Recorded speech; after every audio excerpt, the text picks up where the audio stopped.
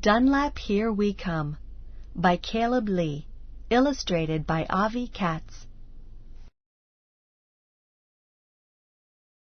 March 15, 1887, Madison Farm, Mississippi.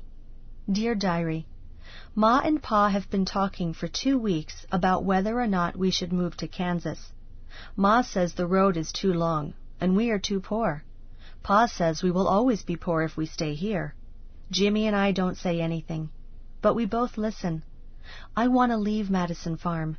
I read the flyer about Dunlap. It sounds like we could finally be free from debt. We could finally have our own farm. Jimmy wants to stay. He has been dating Sarah Jenkins from Waite's Farm down the road. He doesn't want to leave her or his friends. I will miss my friends too, but I want to go somewhere new. Yours truly, Iona Madison. Most sharecroppers lived in handmade houses like this one. March 20th, 1887, Madison Farm, Mississippi. Dear Diary, we are leaving. Ma and Pa have decided that we will move to Kansas. Ma finally agreed after they paid our sharecroppers bill yesterday. We were left with less than $1 after a whole month of work. Ma says things can't get much worse. We will leave as soon as possible. First we will sell all of our belongings that we can't carry. Pa says that we will walk to Kansas. Jimmy doesn't want to leave Sarah. Yours truly, Iona. Did you know? The lives of sharecroppers.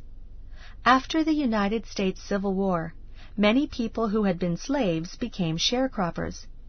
They farmed the land owned by someone else and shared the crops with the landowners as payment. Poor white families also became sharecroppers.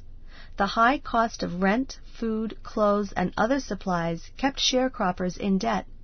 They often felt like their lives were not very different from the lives of people in slavery. March 23, 1887, Madison Farm, Mississippi. Dear Diary, we are all packed. We have sold our beds, our stove, and most of our pans. We have more money than we have ever had before. Nearly $15. We will leave tomorrow. Pa has gone to get Jimmy, who's visiting Sarah one last time. Later today. Oh no, something terrible is happening. Jimmy says he won't come with us. He says he's 18 years old and he's ready to become a sharecropper. He wants to stay with Sarah. Ma is crying. Pa is yelling. He says he has worked too hard to keep us together during slavery and the war. We have no stove, few pans, little food, and no beds. We can't stay. I want Jimmy to come with us. Yours, Iona. A wedding offered a short break, or time to relax, for hard-working sharecroppers. March 24, 1887, Waite's Farm, Mississippi. Dear Diary, last night, after Ma cried for an hour straight, she dried her tears and left the house. She didn't come back until after dark. Jimmy came back with her. This morning, I woke up early to get ready for our journey. Ma was already up and wearing her Sunday dress, not her traveling dress. She told me to put on my Sunday dress. Jimmy and Sarah will get married today. Now we are at Waite's Farm, waiting for the preacher to arrive. Sarah looks nervous, but happy.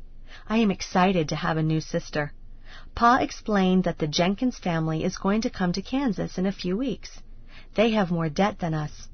Pa offered to help pay their debt, but Mr. Jenkins will work double so they too can come to Kansas debt-free. Yours, Iona. March 25, 1887, On the Road in Mississippi. Dear Diary, we have walked all morning in the cold.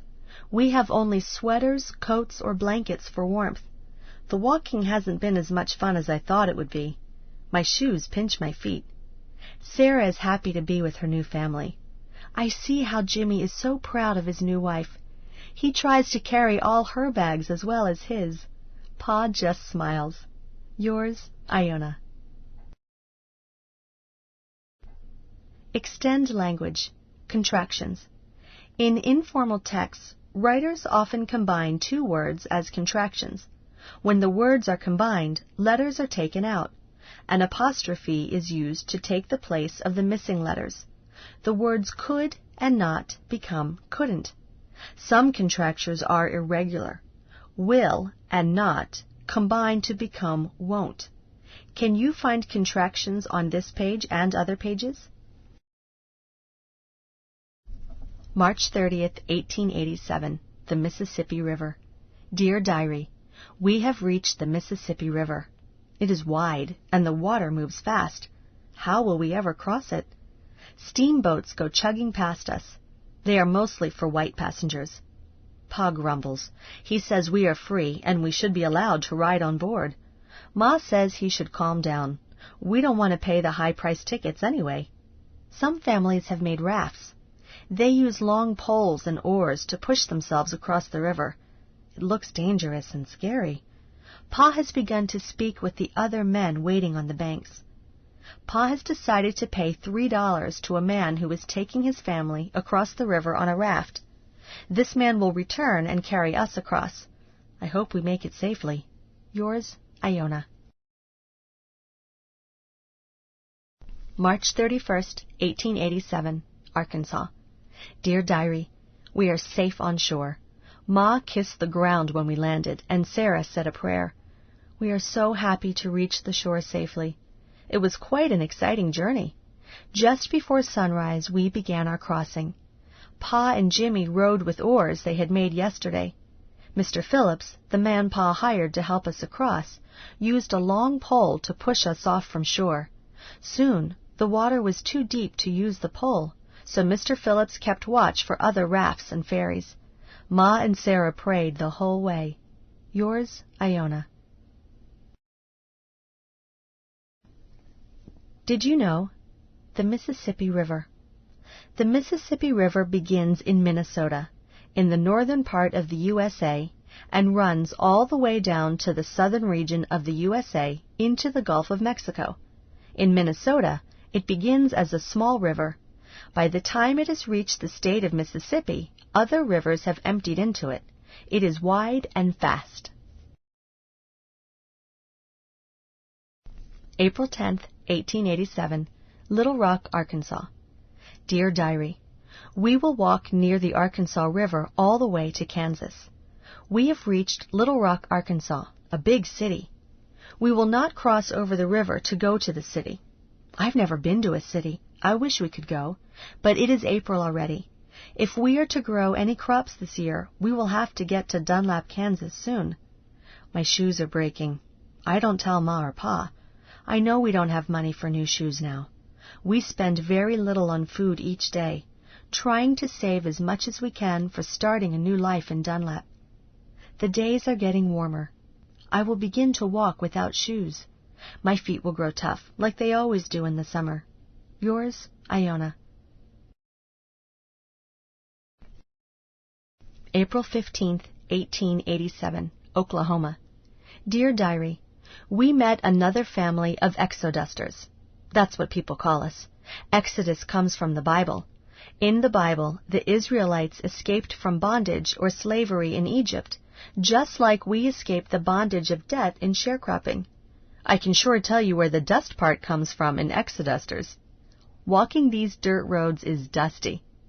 The family we met are the Joneses. They have a wagon. For $4, they will take us to Dunlap with them. The men walk alongside while we women ride. Half the day Sarah walks with Jimmy. Half the day I walk with Missy Jones, the 13-year-old daughter. We have piled all our bags onto the wagon, so we can pick flowers, play clapping games, and have lots more fun. Missy is nice. I am glad we will be neighbors in Dunlap. Yours, Iona. April 25th, 1887, Dunlap, Kansas. Dear Diary, after 1 month of traveling, we have arrived in Dunlap, Kansas, our new hometown. It is very beautiful. The fields are covered with grass. People make earthen homes from this grass. The grass is cut into pieces called sod, and stacked like bricks to make walls. Pa and Jimmy have returned from town. They have spent all but our last dollar on tools, a mule, a goat, and a hen and a rooster. I have already named the goat Hungry because she has eaten one whole square of grass right down to the dirt. Yours, Iona.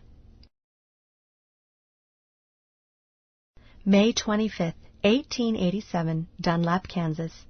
Dear Diary, I can't believe it has been a month since I last wrote. I've been too busy to write. Every morning we rise before the sun comes up. Sarah and I feed the animals, collect the eggs, milk the goat, and get the mule ready for a day in the fields. Ma makes breakfast.